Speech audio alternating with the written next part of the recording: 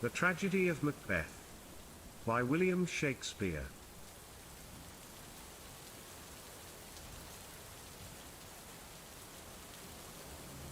Act 1, Scene 1. A desert place.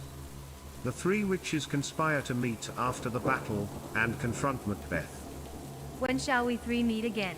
In thunder, lightning, or in rain? When the hurly-burly's done, when the battle's lost and won. That will be ere the set of sun. Where the place? Upon the heath, There to meet with Macbeth. I come, Bray Malkin. Paddock calls. Anon. Fair is foul, and foul is fair. fair. Hover through the fog and filthy air.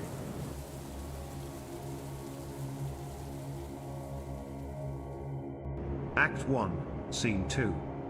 A camp near Forres. King Duncan receives news from a wounded captain that his army has defeated the rebel invaders. He learns of Macbeth's heroic exploits on the battlefield. Duncan orders the Thane of Cawdor to be executed for treason. Doubtful it stood, as two spent swimmers that do cling together and choke their art. Act 1, Scene 3. A heath near Forres. Enter Macbeth and Banquo. So foul and fair a day I have not seen. How far is it called to Forres? Enter three witches. What are these, so withered and so wild in their attire, that look not like the inhabitants of the earth, and yet are on it? Live you? Or are you aught that man may question? You seem to understand me, by each at once her choppy finger laying upon her skinny lips. You should be women, and yet your beards forbid me to interpret that you are so. Speak, if you can. What are you? All hail, Macbeth. Hail to thee, Thane of Glamis. All hail, Macbeth.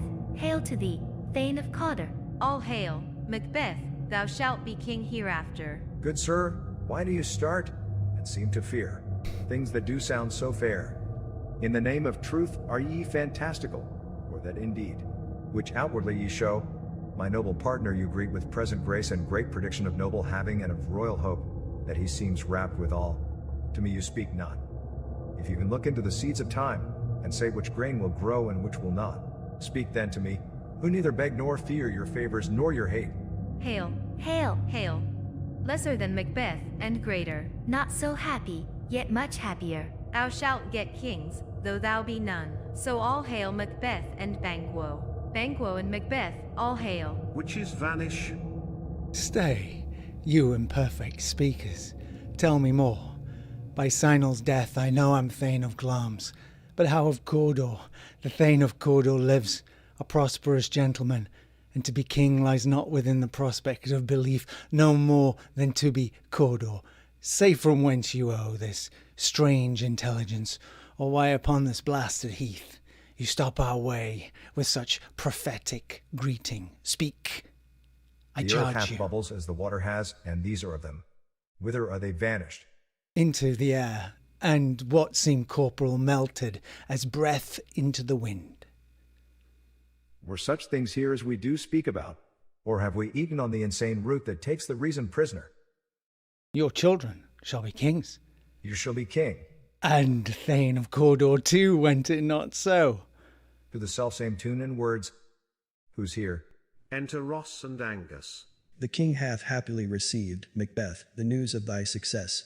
And when he reads thy personal venture in the rebels' fight, his wonders and his praises do contend, which should be thine or his. Silenced with that, in viewing over the rest of the selfsame day, he finds thee in the stout Norwegian ranks. Nothing afeard of what thyself didst make. Strange images of death, as thick as hail came post with post, and every one did bear thy praises in his kingdom's great defense, and poured them down before him. We are sent to give thee from our royal master thanks, only to herald thee into his sight, not pay thee. And, for an earnest of a greater honor, he bade me, from him, call thee Thane of Cawdor. In which addition, hail, most worthy Thane, for it is thine. What, can the devil speak true? The Thane of Cawdor lives. Why do you dress me in borrowed robes? Who as the Thane lives yet, but under heavy judgment bears that life which he deserves to lose. Whether he was combined with those of Norway, or did line the rebel with hidden help and vantage, or that with both he labored in his country's wreck, I know not. But treason's capital, confessed and proved, have overthrown him. Glamis and Thane of Cawdor, the greatest is behind. Thanks for your pains. Do you not hope your children shall be kings, when those that gave the Thane of Cawdor to me promised no less That trusted to home them? might yet enkindle you unto the crown, besides the Thane of Cawdor. But 'tis strange, and oftentimes, to win us to our harm, the instruments of darkness tell us truths, win us with honest trifles, to betrays in deepest consequence. Cousins, a word, I pray you. Two truths are told, as happy prologues to the swelling act of the imperial theme. Thank you, gentlemen. This supernatural soliciting cannot be ill, cannot be good. If ill, why hath it given me earnest of success, commencing in a truth, I am Thane of Cawdor? If good, why do I yield to that suggestion, whose horrid image doth unfix my hair, and make my seated heart knock at my ribs, against the use of nature? Present fears are less than horrible imaginings. My thought, whose murder yet is but fantastical, shakes so my single state of man, that function is smothered in surmise, and nothing How is are partners but what is not. If chance would have me king, why chance may crown me without my stir. New horrors come upon him. Like our strange garments, cleave not to their mold but with the aid of use. Come what come may, time and the hour runs through the roughest day. Worthy Macbeth, we stay upon your leisure. Give me your favour, my dull brain was wrought with things forgotten.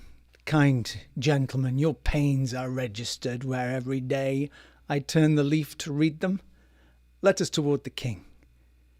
Think upon what hath chanced, and at more time, the interim having waited, will speak our free hearts, each to other. Very gladly. Till then, enough. Come, friends.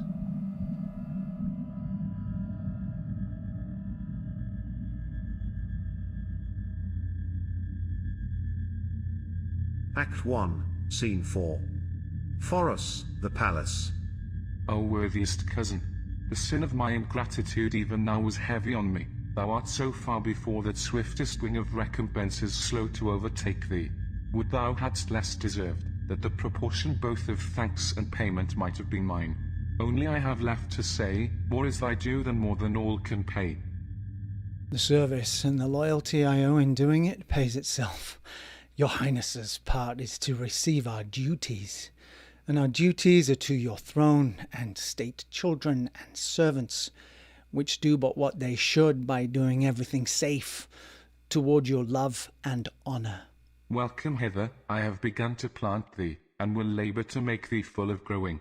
Noble Banquo, that hast no less deserved, nor must be known no less to have done so, let me enfold thee and hold thee to my heart. There if I grow, the harvest is your own.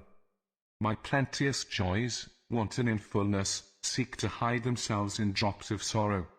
Sons, kinsmen, thanes, and you whose places are the nearest, know we will establish our estate upon. Our eldest, Malcolm, whom we name hereafter the Prince of Cumberland, which honour must not unaccompanied invest him only, but signs of nobleness, like stars, shall shine on all deservers, from hence to Inverness, and bind us further to you.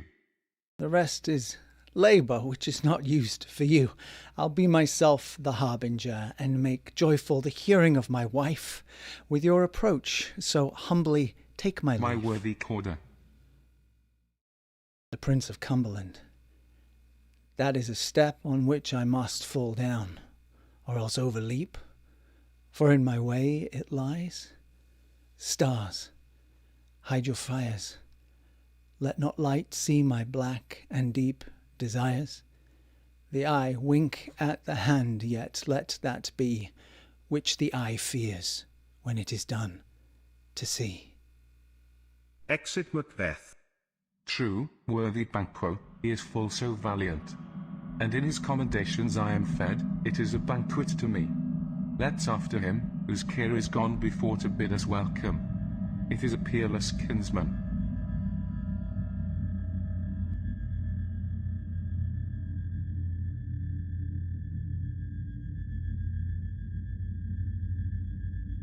Act 1, Scene 5. Inverness. Macbeth's castle. Great lambs, worthy Cawdor, greater than both, by the all hail hereafter, thy letters have transported me beyond this ignorant present, and I feel now the future in the instant. My dearest love, Duncan comes here tonight. And when goes hence? Tomorrow, as he purposes. Oh, never shall sun that tomorrow see. Your face, my Thane, is as a book where men may read strange matters, to beguile the time, look like the time, bear welcome in your eye, your hand, your tongue, look like the innocent flower, but be the serpent under it. He that's coming must be provided for, and you shall put this night's great business into my dispatch, which shall to all our nights and days to come give solely sovereign sway and masterdom. We will speak further. Only look up clear, to alter favour ever is to fear, leave all the rest to me. Act 1, Scene 6. Before Macbeth's castle. Duncan arrives and is welcomed by Lady Macbeth. This castle hath a pleasant seat. The air nimbly and sweetly recommends itself unto our gentle senses. Act 1, Scene 7. Macbeth's castle. Enter Macbeth. If it were done when 'tis done, it were well it were done quickly. If the assassination could trammel up the consequence and catch with his surcease success, that but this blow might be the be-all and end-all here. But here, upon this bank and shoal of time, we'd jump the life to come. But in these cases we still have judgment here, that we but teach bloody instruction which, being taught, returns to plague the inventor. This even-handed justice commends the ingredients of our poisoned chalice to our own lips. He's here in double trust. First, I'm his kinsman and his subject, strong both against the deed, and then as his host, who should against the murderer shut the door, not bear the knife myself. Besides, this Duncan hath borne his faculty so meek, been so clear in his great office.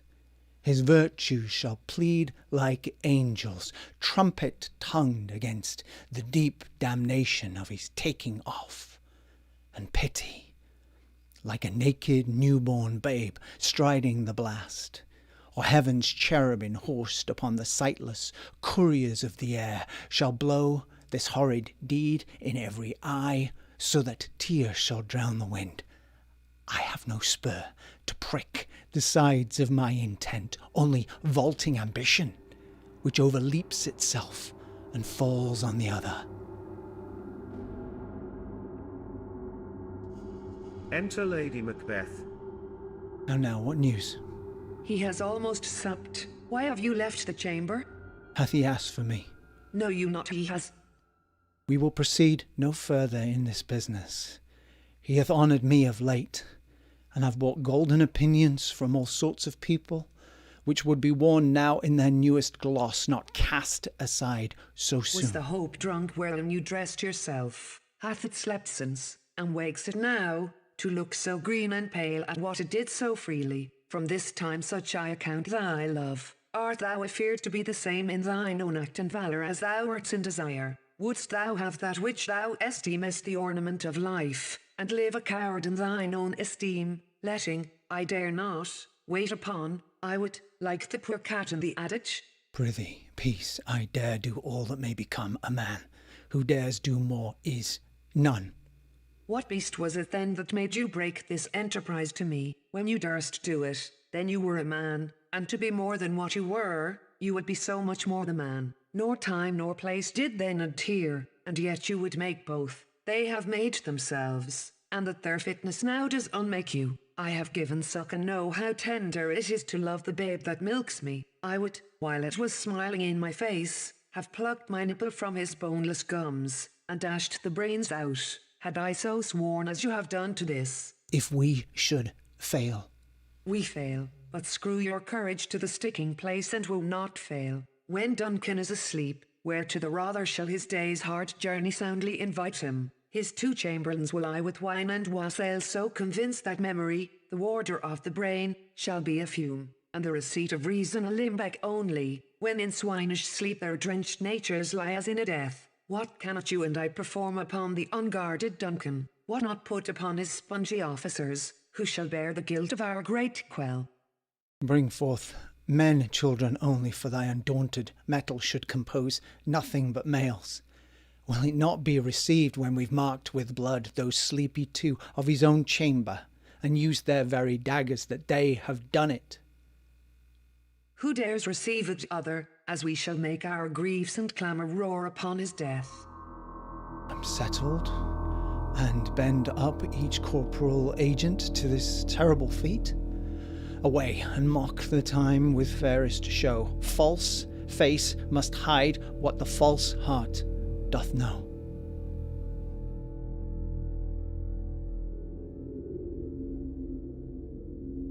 Act 2, Scene 1. Court of Macbeth's castle. Enter Banquo and Fleance. How goes the night, boy? The moon is down. I have not heard the clock. And she goes down at 12. I take it, 'tis later, sir. Behold, take my sword. There's husbandry in heaven. Their candles are all out. Take thee that too. A heavy summons lies like lead upon me, and yet I would not sleep. Merciful powers, restrain in me the cursed thoughts that nature gives way to in repose. Give me my sword. Who's there? Enter Macbeth, and a servant with a torch. A friend. What, sir? Not yet at rest. The king's abed. He hath been an unusual pleasure, and sent forth great largesse to your offices. This diamond he greets your wife withal, by the name of most kind hostess, and shut up in measureless content. Being unprepared, our will became the servant to defect, which else should free have wrought. All's well. I dreamt last night of the three weird sisters. To you they have showed some truth. I think not of them. Yet when we can entreat an hour to serve, we would spend it in some words upon that business, if you would grant the At time. your kindest leisure. If you shall cleave to my consent, when 'tis, it shall make honour. So I lose none in seeking to augment it, but still keep my bosom franchised and allegiance clear. I shall be counselled. Good repose the while. Thanks, sir, the like to you. Exit Banquo and Fleance. Go bid thy mistress, when my drink is ready, she strike upon the bell. Get thee to bed. Exit servant.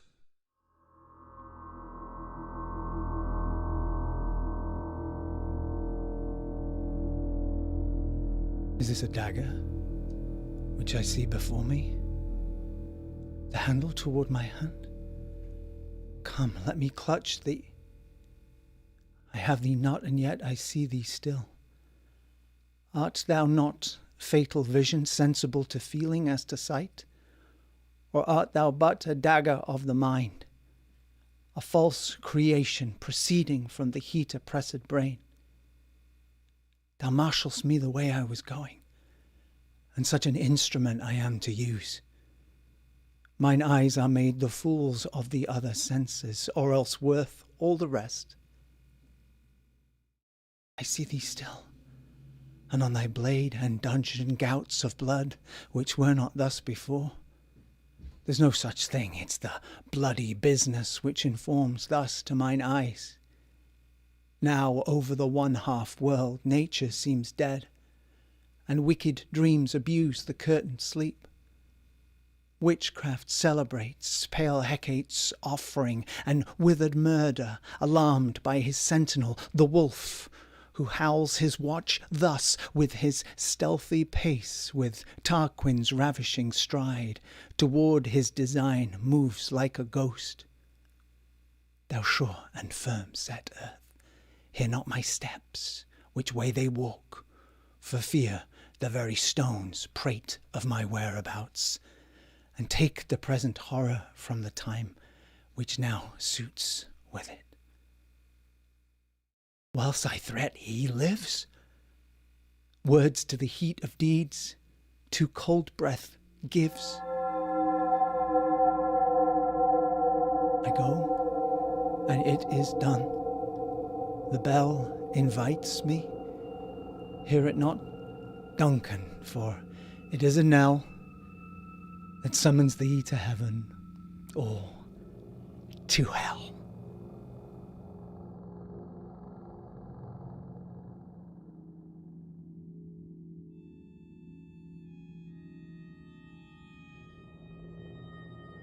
Act 2, Scene 2.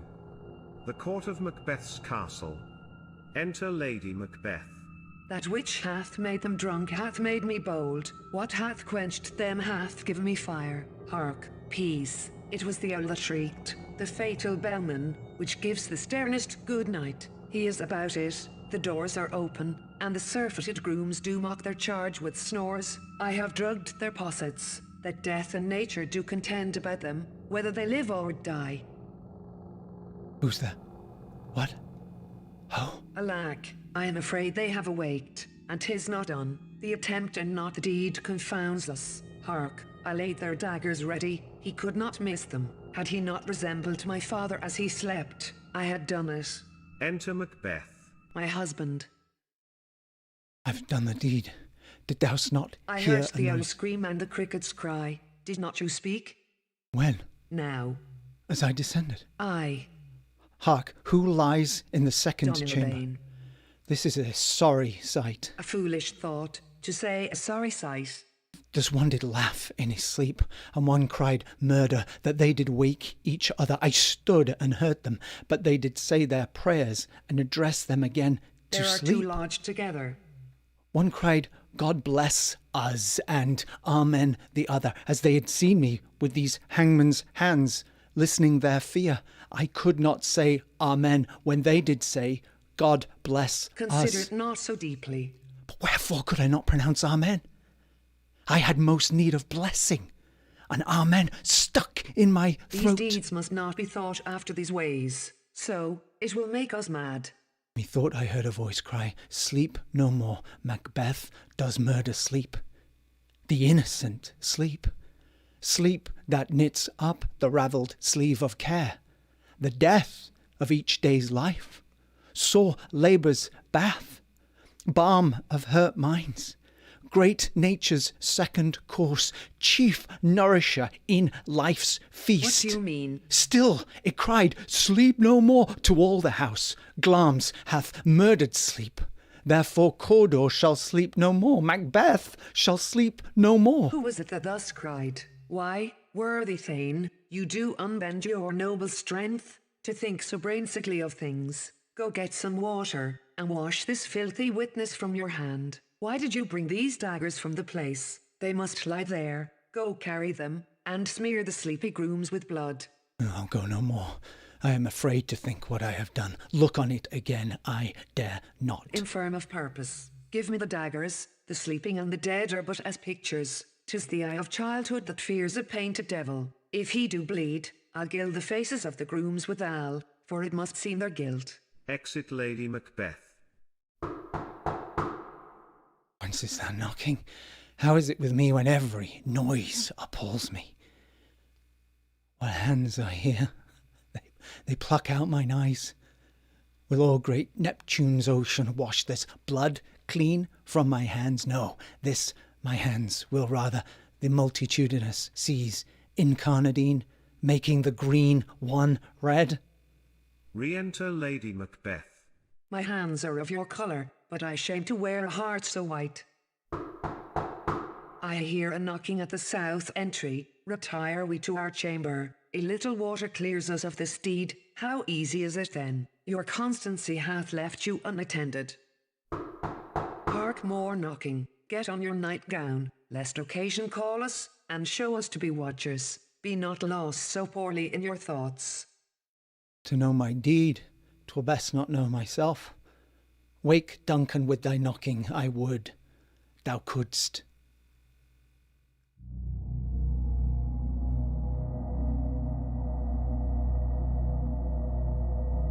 Act 2, Scene 3. The court of Macbeth's castle. Enter Macduff and Lennox. I believe drink gave thee the lie last night. Enter Porter. That it did, sir. I'd the very throat on me, but I requited him for his lie, and I think, being too strong for him, though he took up my legs some time, yet I made a shift to cast him. Is thy master stirring?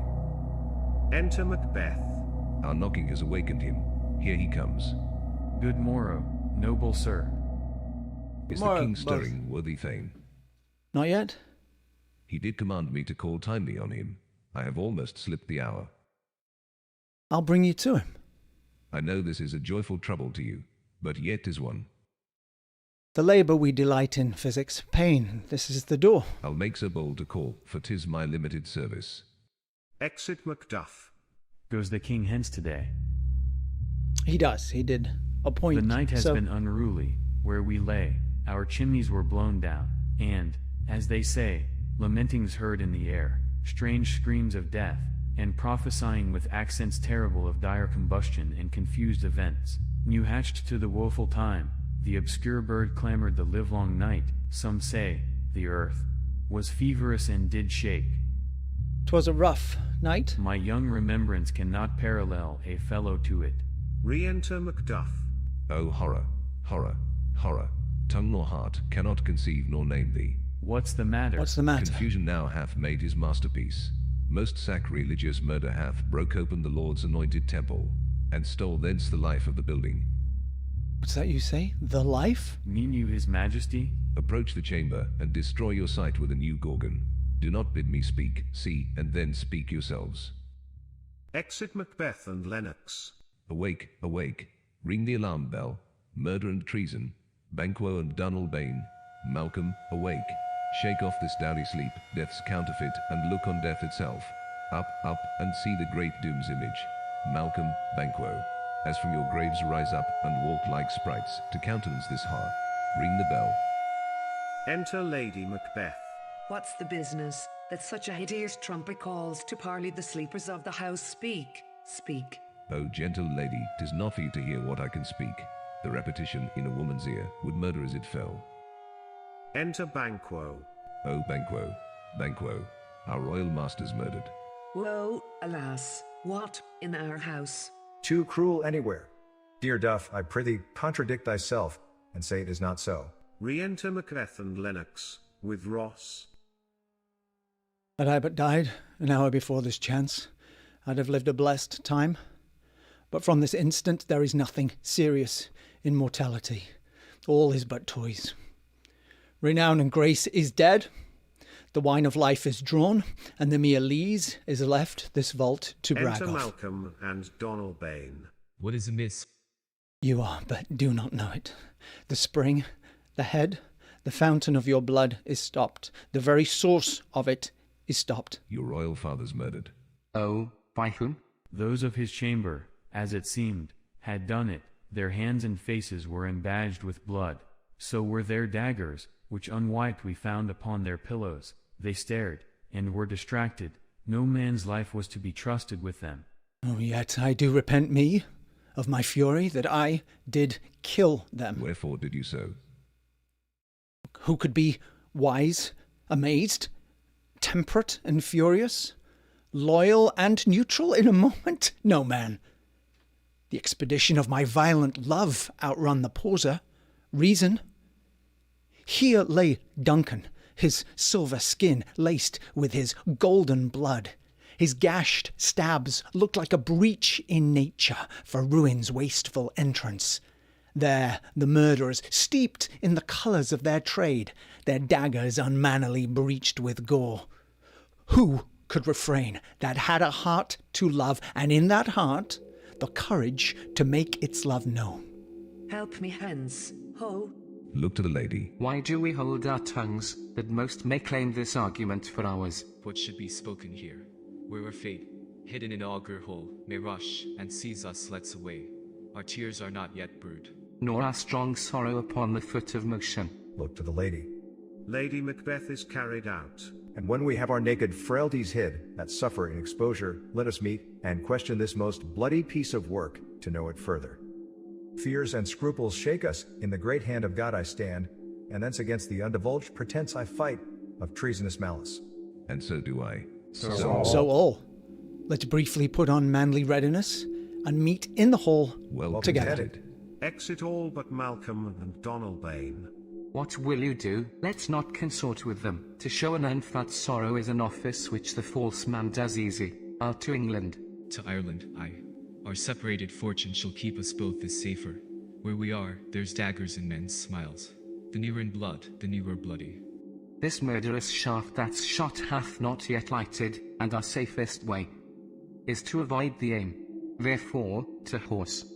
And let us not be dainty of leave-taking, but shift away. There's warrant in that theft which steals itself, when there's no mercy left. Act 2, Scene 4. Outside Macbeth's castle. Ross and an old man discuss the ominous happenings of the last few days.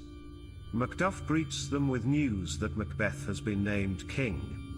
Suspicion of Duncan's murder falls on his sons, Malcolm and Donalbain, who have left the country. Malcolm and Donalbain, the king's two sons, are stolen away and fled, which puts upon them suspicion of the deed. Act 3, Scene 1. Forres. The palace. Enter Banquo. Thou hast it now, King Cotter glams all, as the weird women promised, and, I fear, thou played most foully for it, yet it was said it should not stand in thy posterity. But that myself should be the root and father of many kings. If there come truth from them, as upon thee, Macbeth, their speeches shine. Why, by the verities on thee made good, may they not be my oracles as well, and set me up in hope. But hush, no more. Enter Macbeth, as King, Lady Macbeth, as Queen, Lennox, Ross, lords, ladies, and attendants. Here's our chief guest. If he had been forgotten, it had been as a gap in our great feast, and all thing unbecoming. Tonight we hold a solemn supper, sir, and I'll request your presence. Let your highness command upon me, to the which my duties are with a most indissoluble tie, forever knit. Ride you this afternoon? My good lord. We should have else desired your good advice, which still hath been both grave and prosperous in this day's council, but we'll take tomorrow. Is it far you ride? As far, my lord, as will fill up the time twixt this and supper. Go not my horse the better. I must become a borrower of the night for a dark hour or twain. Fail not our feast. My lord, I will not. We hear our bloody cousins are bestowed in England and in Ireland, not confessing their cruel parricide, filling their hearers with strange invention. But of that tomorrow, where therewithal we will have cause of state craving us jointly. Hie to your horse, adieu, till you return at night. Goes Fleance with you? My good lord, our time does call upon us. I wish your horses swift and sure of foot, and so I do commend you to their backs. Farewell. Exit Banquo. Let every man be master of his time till 7 at night. To make society the sweeter welcome, we will keep ourselves till supper time alone. Well then, God be Exit with all you. but Macbeth and Sirrah. Sirrah, a word with you. Attend those men, our pleasure. They are, my lord, without the palace gate. Bring them before us. Exit Sirrah. To be thus is nothing, but to be safely thus. Our fears in Banquo stick deep, and in his royalty of nature reigns that which would be feared. There's much he dares, and to that dauntless temper of his mind he hath a wisdom that doth guide his valour to act in safety. There's none but he whose being I do fear, and under him my genius is rebuked, as it is said Mark Antony's was by Caesar. He chid the sisters when first they placed the name of king upon me, and bade them speak to him. Then, prophet-like, they hailed him father to a line of kings. Upon my head they placed a fruitless crown, and put a barren sceptre in my grip, thence to be wrenched by an unlineal hand, no son of mine succeeding. If it be so for Banquo's issue, have I filed my mind. For them the gracious Duncan hath I murdered, put ranks in the vessel of my peace only for them, and mine eternal jewel given to the common enemy of man to make them kings, the seeds of Banquo kings. Rather than so come fate into the list, and champion me to the utterance. Who's there? Re-enter Sirrah with 2 murderers. Now go to the door and stay there till we call. Exit Sirrah. Was it not yesterday we spoke together? It was, so please your highness. Well then, now have you considered of my speeches? Know that it was he in the times past that held you so under fortune, which you thought had been our innocent self. This I made good to you in our last conference, passed in probation with you, how you were borne in hand, how crossed the instruments, that wrought with them and all things else that might, to half a soul and a notion crazed, say, thus did You Banquo. made it known to us. I did so, and went further, which is now the point of second meeting. Do you find your patience so predominant in your nature, you can let this go? Are you so gospelled to pray for that good man and his issue, whose heavy hand hath bowed you to the grave and beggared yours forever? We are men, my liege. Aye, in the catalogue you go for men, as hounds and greyhounds, mongrels, shuffs, water-rugs, and demi-wolves are clept all in the name of dogs. The valued file distinguishes the swift, the slow, the subtle, the housekeeper, the hunter, every one according to the gift which bounteous nature hath in him wrought, whereby he does receive particular addition from the bill that writes them all alike, and so of men. Now, if you have a station in the file, not in the worst rank of manhood, say it, and I will put that business in your bosom, whose execution takes your enemy off, grapples you to the heart and love of us, who were our health but sickly in his life, which in his death I am were one, my perfect. liege, whom the vile blows and buffets of the world have so incensed that I am reckless what I do to spite the world. And I another so weary with disasters, tugged with fortune, that I would set my life on any chance to mend it or be rid on it. Both of you know Banquo was your enemy. True, my lord. So is he mine, and in such bloody distance that every minute of his being thrusts against my nearest of life. And though I could, with barefaced power, sweep him from my sight, and bid my will avouch it, yet I must not, for certain friends that are both his and mine, whose loves I may not drop, but wail his fall, which I myself struck down, and thence it is that I, to your assistance, do make love, making the business from the common eye, for sundry weighty reasons. We shall, my lord, perform what you command us. Though our lives... Your spirit shine through you, within this hour, at most. I will advise you where to plant yourselves, acquaint you with the perfect spy of the time, the moment on it, for it must be done tonight, and something from the palace. Always thought that I require a clearness. And with him, to leave no rubs nor botches in the work, Fleance, his son, that keeps him company, whose absence is no less material to me than is his father's, must embrace the fate of that dark hour. Resolve yourselves apart, I'll come for you anon. We are resolved, my lord. I'll call upon you straight, abide within. Exit murderers. It's concluded. Banquo, thy soul's flight, if it find heaven, must find it out tonight. Act 3, Scene 2. The palace.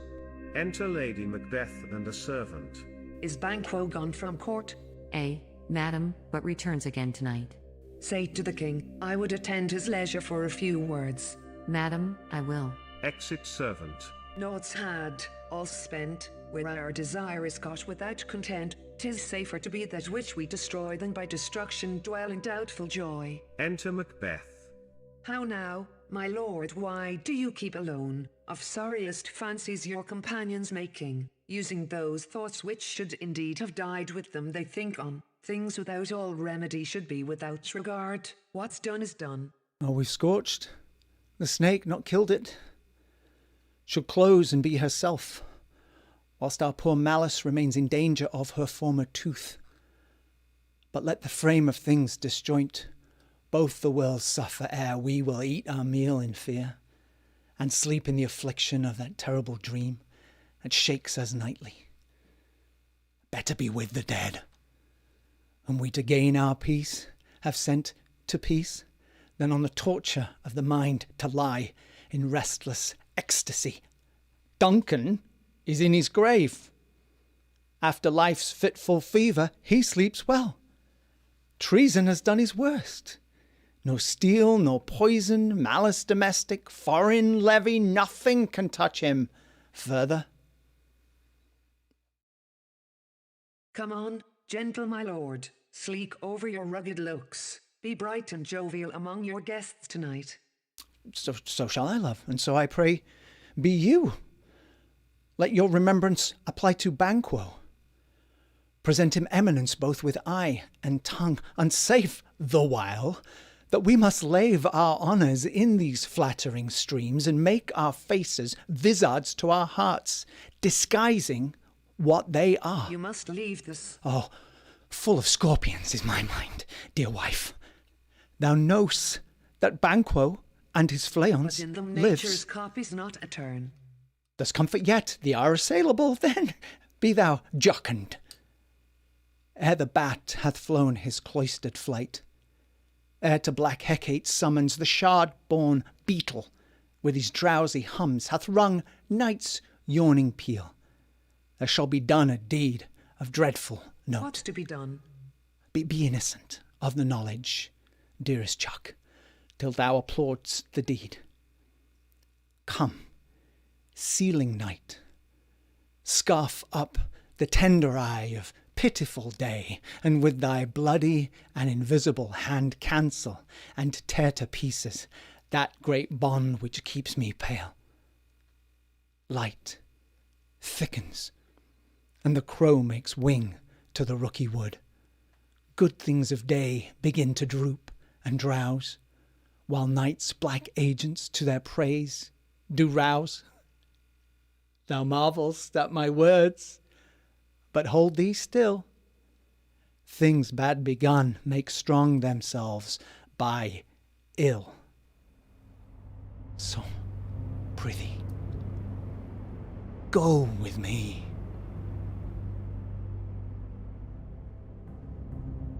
Act 3, Scene 3. A park near the palace. The murderers kill Banquo, but his son Fleance escapes. Oh, treachery! Fly, good Fleance, fly, fly, fly! Thou mayst revenge, O slave!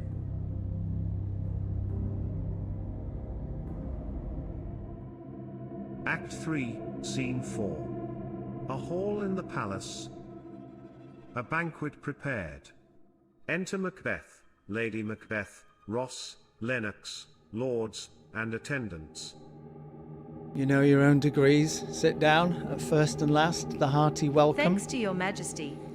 Ourself will mingle with society and play the humble host. Our hostess keeps her state, but in best time we will require her welcome. Pronounce it for me, sir, to all our friends, for my heart speaks they are welcome.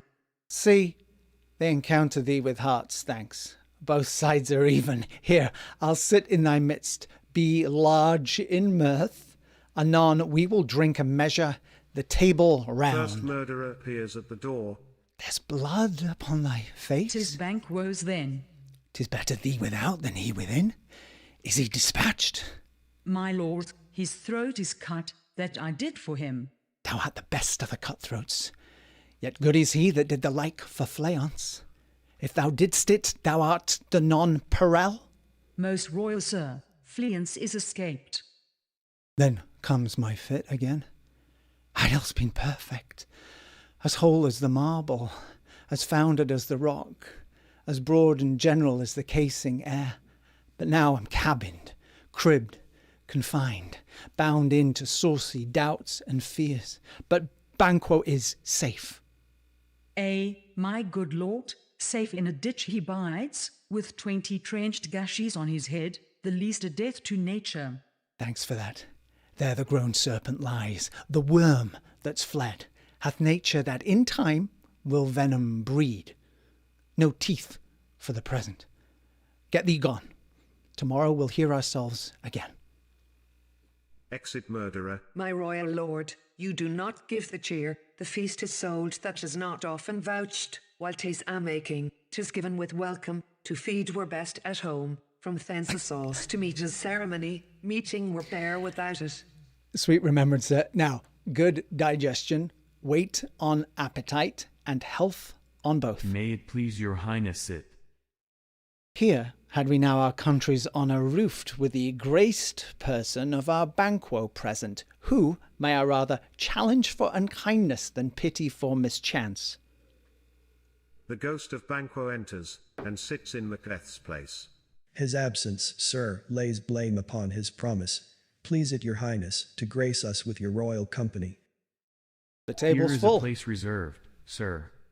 Where? Here, my good lord. What is it that moves your highness?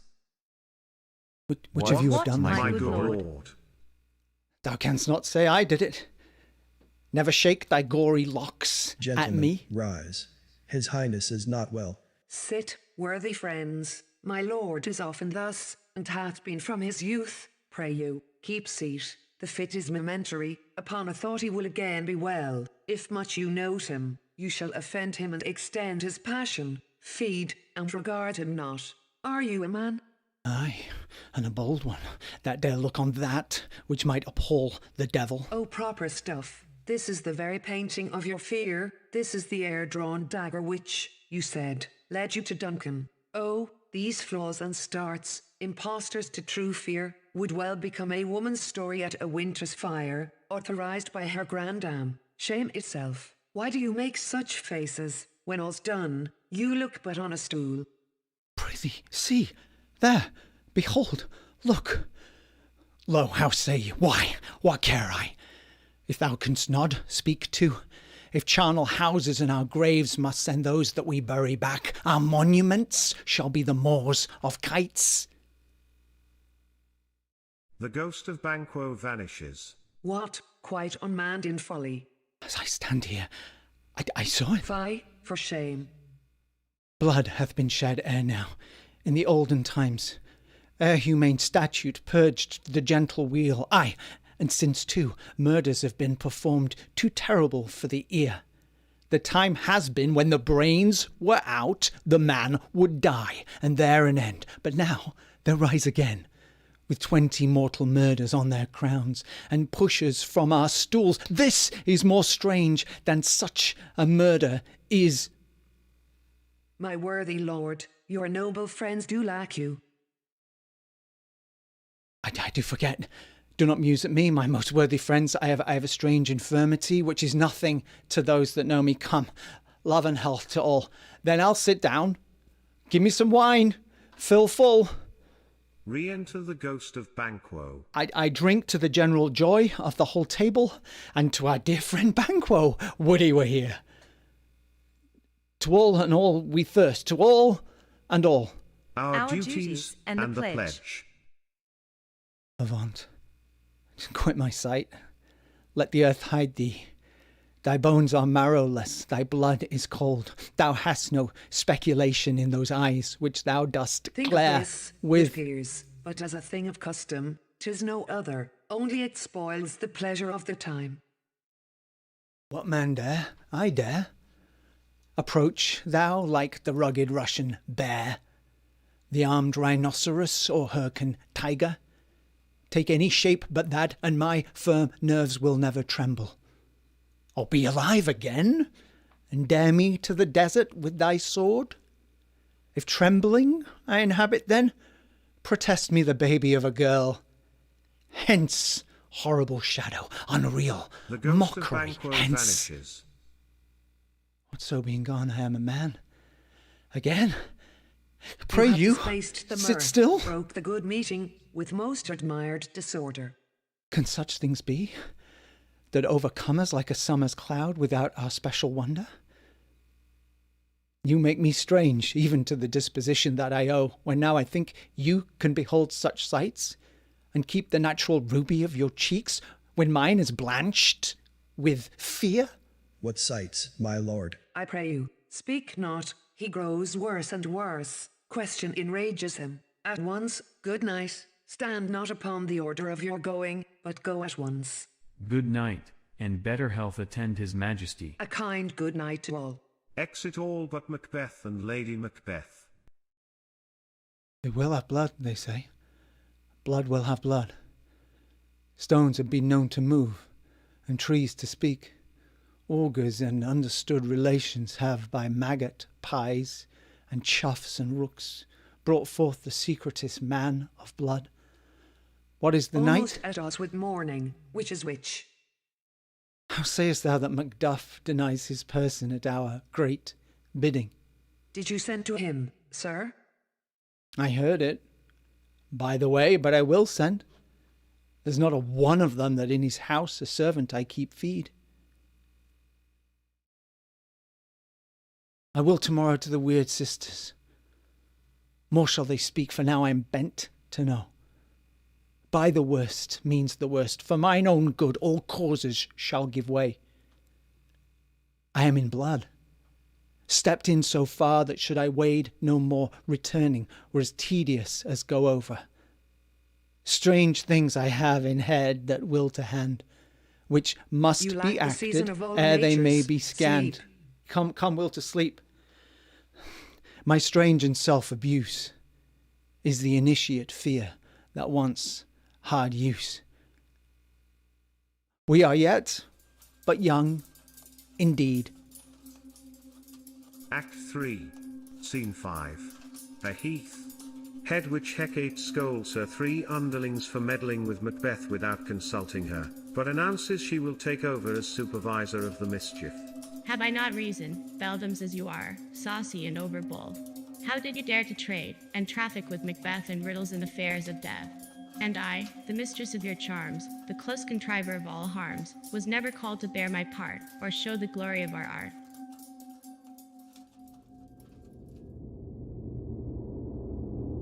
Act 3, Scene 6. Forres, the palace. Lennox and another lord believe Macbeth was responsible for the murders of Duncan and Banquo. Macduff and Malcolm flee to England, in support for an invasion to oust Macbeth. My former speeches have but hid your thoughts, which can interpret further, only, I say, things have been strangely born. Act 4, Scene 1. A cavern. In the middle, a boiling cauldron. Enter the 3 witches. Double, toil and trouble, fire burn, and cauldron bubble. By the pricking of my thumbs, something wicked this way comes. Open, locks, whoever knocks. Enter Macbeth. How now, you secret, black and midnight hags? A deed without What is it name. you do? I conjure you by that which you profess. However you come to know it, answer me.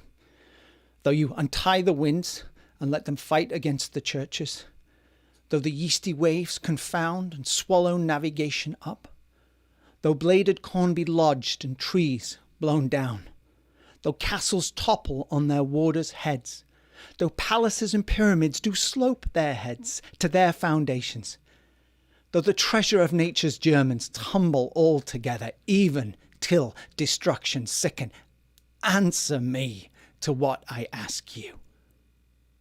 Speak. Demand. We'll answer. Say if thou'd rather hear it from our mouths or from our masters.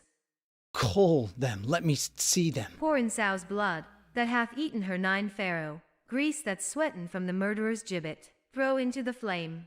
Come high or low, thyself then office deftly show. First apparition, an armed head. Tell me thy unknown power. He knows thy thought. Hear his speech, but say thou not. Macbeth, Macbeth, Macbeth. Beware Macduff. Beware the Thane of Fife. Dismiss me. Enough. Whatever thou art, for thy good caution thanks, thou hast harped my fear aright. Yet, one you will word not be more. commanded. Here's another, more potent than the first. Second apparition, a bloody child. Macbeth, Macbeth, Macbeth. Had I 3 ears, I'd hear thee. Be bloody, bold, and resolute. Laugh to scorn the power of man, for none of woman born shall harm Macbeth. Then live, Macduff. What need I fear of thee? But yet I'll make assurance double sure, and take a bond of fate. Thou shalt not live, that I may tell pale-hearted fear it lies, and sleep in spite of thunder. Third apparition, a child crowned, with a tree in his hand. What is this that rises like the issue of a king, and wears upon his baby brow the round and top of sovereignty? Listen, but speak not to it. Be lion-mettled, proud, and take no care who chafes, who frets, or where conspirers are. Macbeth shall never vanquished be until great Burnham wood, to high Dunsinane hill, shall come against him. That will never be. Who can impress the forest, bid the tree unfix his earthbound root? Sweet Bodman's good. Rebellious dead rise never till the wood of Burnham rise, and our high place Macbeth shall live the lease of nature, pay his breath to time and mortal custom. Yet my heart throbs to know one thing. Tell me, if your art can tell so much, will Banquo's issue ever reign in this kingdom? I will be satisfied. Deny me this, and an eternal curse fall on you. Let me know. Why sinks that cauldron? What noise is this? Show, Show, show, show his eyes, and grieve his heart. Come like shadows, so depart. A show of 8 kings, the last with a glass in his hand, ghost of Banquo following. Thou art too like the spirit of Banquo. Down. Thy crown does sear mine eyeballs, and thy hair, thou other gold-bound brow, is like the first. A third is like the former. Filthy hags, why do you show me this? A fourth, start eyes. What, will the line stretch out till the crack of doom? Another yet, a 7th, I'll see no more. And yet the 8th appears, who bears a glass, which shows me many more, and some I see that twofold balls and treble sceptres carry. Horrible sight! Now I see 'tis true, for our blood-bolted Banquo smiles upon me and points at them for his. The apparitions vanish. What, is this so? Aye, sir, all this is so, but why stands Macbeth thus amazedly? Come, sisters, cheer we up his sprites, and show the best of our delights. I'll charm the air to give a sound, while you perform your antic round, that this great king may kindly say, our duties did his welcome pay. The witches dance and then vanish. Where are they gone? Let this pernicious hour stand, aye, accursed, in the calendar. Come in. Enter Lennox. What's your grace's will? Saw you the weird sisters? No, my lord. Came they not by you? No, indeed, my lord. Infected be the air whereon they ride, and damned all those that trust them. I did hear the galloping of horse. Who was it came by? 'Tis 2 or 3, my lord, that bring you word Macduff is fled to England. Fled to England? Ay, my good lord. Time, thou accompaniest my dread exploits. The flighty purpose never is overtook unless the deed go with it. From this moment the very firstlings of my heart shall be the firstlings of my hand, and then now, to crown my thoughts with acts, be it thought and done, the castle of Macduff I will surprise, seize upon Fife, give to the edge of the sword his wife, his babes, and all unfortunate souls that trace him in his line. No boasting like a fool. This deed I'll do before this purpose cool. But no more sides. Where are these gentlemen? Come bring me where they are. Act 4, Scene 2. Fife, Macduff's castle. Lady Macduff and family are murdered in their home. What had he done to make him fly the land? You must have patience, madam. He had none. His flight was madness. When our actions do not, our fears do make us traitors. Act 4, Scene 3. England, before the king's palace. Ross delivers the news to Macduff that his family has been murdered. Malcolm urges Macduff to return home with an army and exact his revenge on Macbeth. I think our country sinks beneath the yoke, it weeps, it bleeds, and each new day a gash is added to her wounds. Act 5, Scene 1. Dunsinane, ante-room in the castle. A doctor and gentlewoman discuss Lady Macbeth's descent into madness.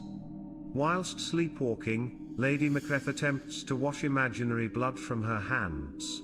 Since His Majesty went into the field, I have seen her rise from her bed, throw her nightgown upon her, unlock her closet, take forth paper, fold it, write upon it, read it, afterward seal it, and again return to bed, yet all this, while in a most fast sleep.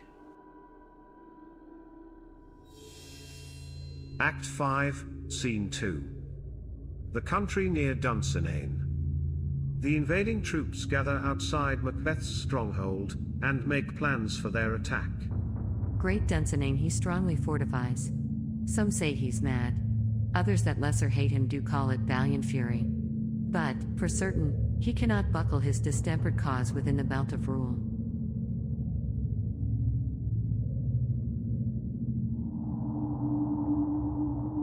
Act 5, Scene 3.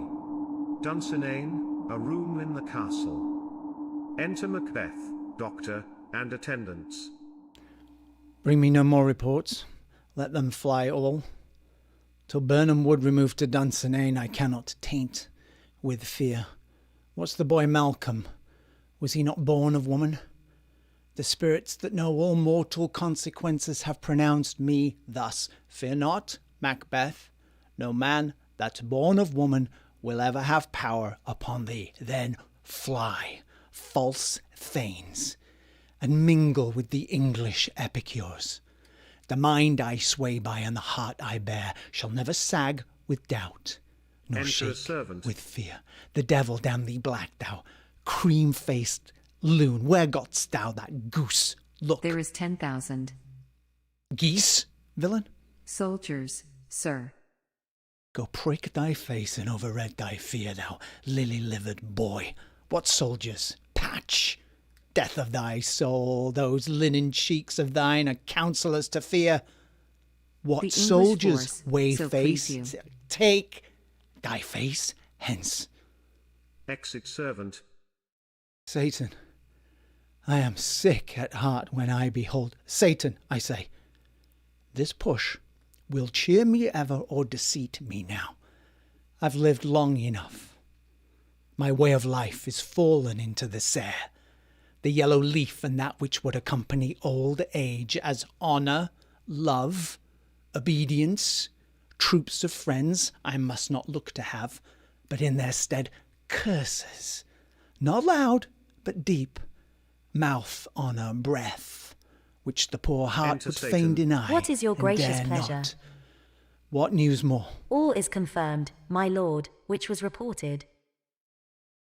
I'll fight till from my bones my flesh be hacked. 'Tis Give me not my needed arm. yet. I will put it on.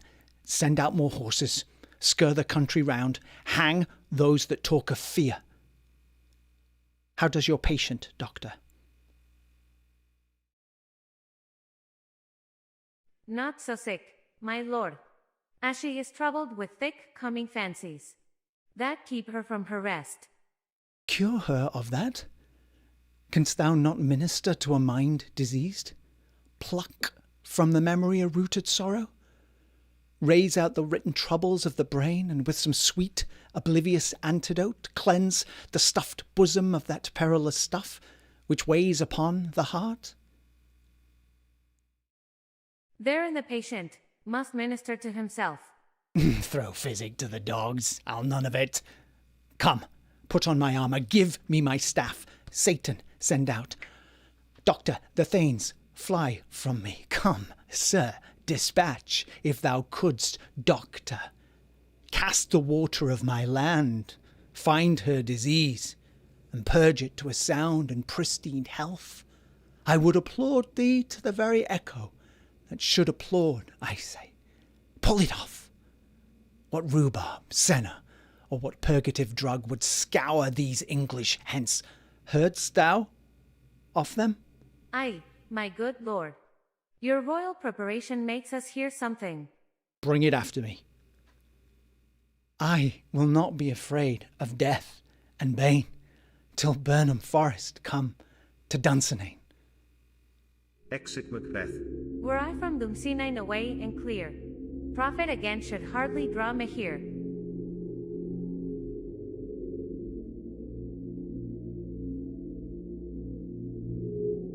Act 5, Scene 4. Country near Burnham Wood. Malcolm and Seward review military tactics. They agree to cut down the trees to disguise their troops. Let every soldier hew him down a bough and bear it before him, thereby shall we shadow the numbers of our host and make discovery ere in report of us.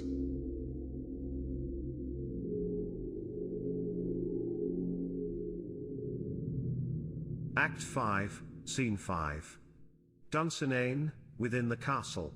Enter Macbeth, Satan, and soldiers. Hang out our banners on the outward walls. The cry is still, they come. Our castle strength will laugh a siege to scorn. Here, let them lie, till famine and the ague eat them up. Were they not forced with those that should be ours, we might have met them dareful, beard to beard, and beat them backward home. What is that noise? It is the cry of women, my good lord. Exit Satan. I'd almost forgot the taste of fears. The time has been my senses would have cooled to hear a night shriek, and my fell of hair would at a dismal treatise rouse and stir as life were in it. I have supped full of horrors. Dianus, familiar to my slaughterous thoughts, cannot once start me. Re-enter Satan. Wherefore was that cry? The queen, my lord, is dead. She should have died hereafter. There would have been a time for such a word. Tomorrow, and tomorrow, and tomorrow creeps in this petty pace, from day to day, till the last syllable of recorded time. And all our yesterdays have lighted fools the way to dusty death. Out, out, brief candle. Life is but a walking shadow, a poor player that struts and frets his hour upon the stage, and then is heard no more. It is a tale told by an idiot, full of sound and fury, signifying nothing.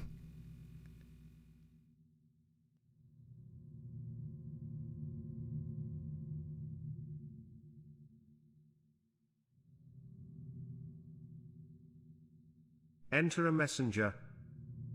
Thou comest to use thy tongue, thy story, quickly. Gracious my lord, I should report that which I say I saw, but know not how to do it. Well, say, sir. As I did stand my watch upon the hill, I looked toward Burnham, and anon, methought, the wood began to move. Liar and slave. Let me endure your wrath. If it be not so, within this 3 mile may you see it coming.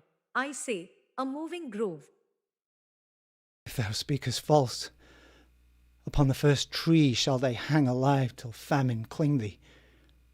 If thy speech be sooth, I care not if thou dost for me as much.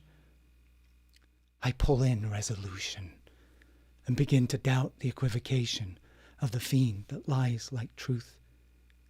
Fear not till Birnam Wood do come to Dunsinane, and our wood comes toward Dunsinane. Arm, and out, if this which ye vouchers does appear. There is no flying hence, nor tarrying here. I gin to be aweary of the sun, and wish the estate of the world were now undone.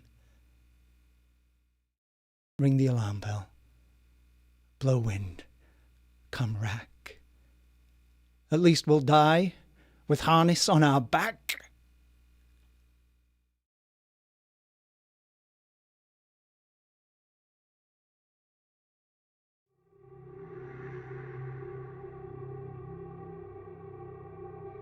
Act 5, Scene 6. Dunsinane, before the castle. Malcolm gives the order to attack. The troops throw down their cover and storm the battlements. Fare you well. Do we but find the tyrant's power tonight? Let us be beaten if we cannot fight. Make all our trumpets speak. Give them all breath, those clamorous harbingers of blood and death.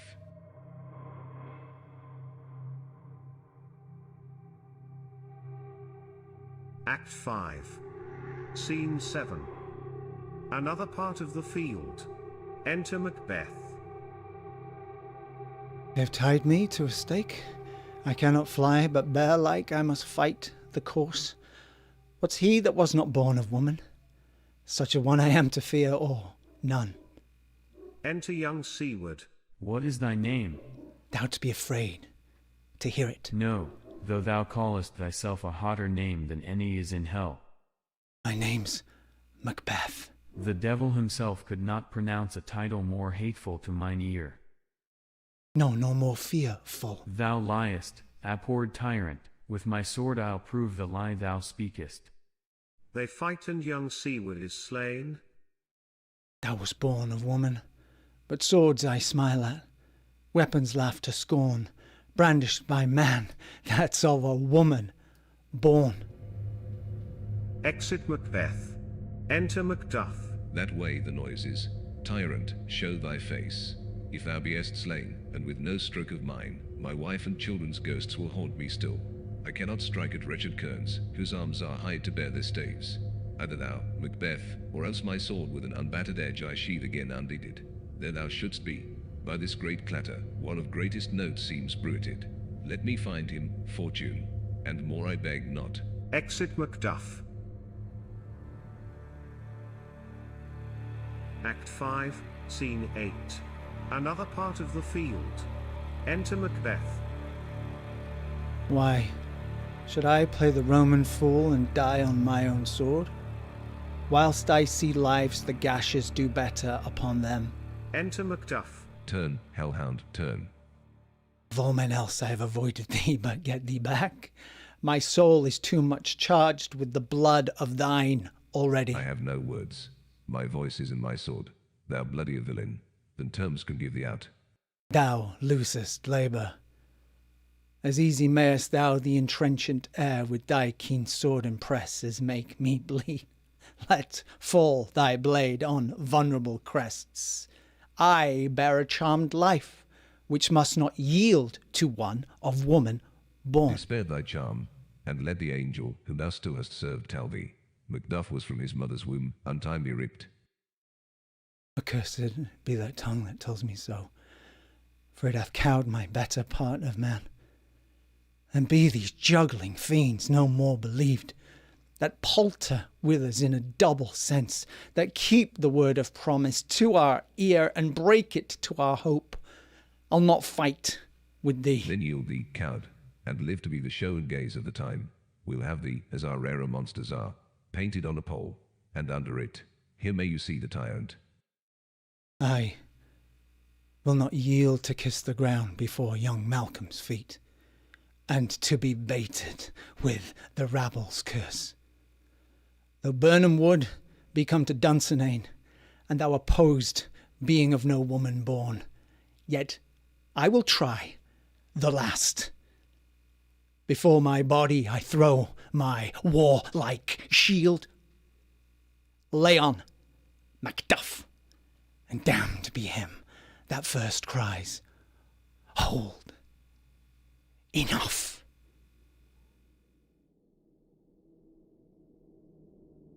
Macbeth and Macduff exit fighting.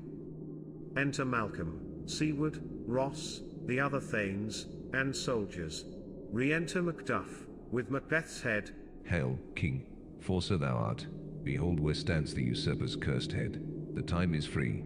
I see thee compassed with thy kingdom's bow. That speak my salutation in their minds, whose voices I desire aloud with mine. Hail, King of Scotland.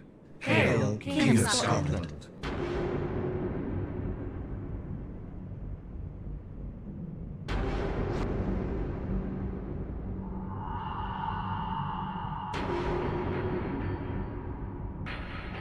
I thank you so much for watching this live stream, to everyone that stopped by the stream today, and for everyone that's watching it on VOD.